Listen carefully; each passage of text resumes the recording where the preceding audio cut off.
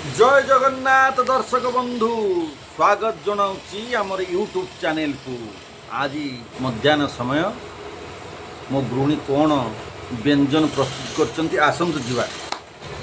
ये उषुना भात प्रस्तुत होती आपणकर गरम गरम उषुना भात रही सांगर ये मसूर डाली हाँ बढ़िया छुंकटे दिखाई यहीपटे आसन देखिए बंधाकोबी बैगण आलू टमाटर पड़ी गोटे संतुला प्रस्तुत कराई।